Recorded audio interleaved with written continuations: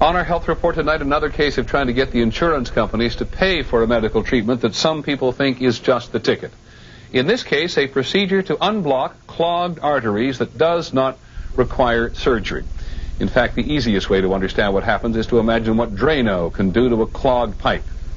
Not everyone in the medical community is sold on this experimental therapy, but a growing number of people are. And here is ABC's John McKenzie. For Alan Hay, the memories are all so vivid. He was 51 years old and about as rugged as they come. He owned a guest ranch in Montana, worked as a trail guide, and ran a logging business. Then a heart attack 2 years ago brought a sudden and profound change.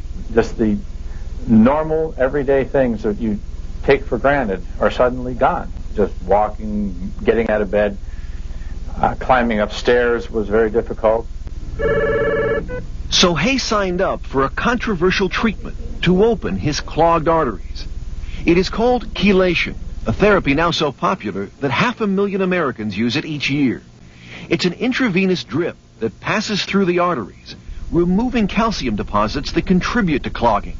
With chelation therapy, we're able to increase blood flow and then reduce the need for medication and surgery.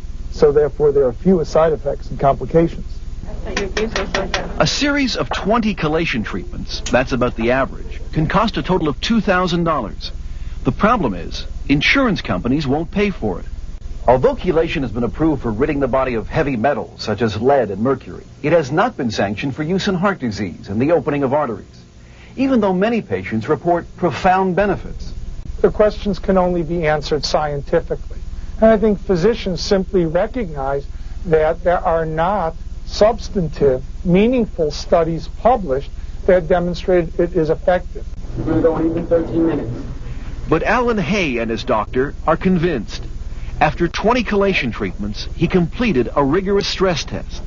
After a heart attack, you expect the function of the heart to be abnormal. And in this case, his heart looks like it didn't even have a heart attack. Is that unusual? Very unusual. I feel better now than I did before I had the heart attack, to be honest with you. I'm in great shape. These cases are now common enough that some doctors say it's time to finally put this treatment to the test with a large, tightly controlled clinical trial to see whether a relatively simple therapy is actually responsible for some remarkable recoveries. John McKenzie, ABC News, New York.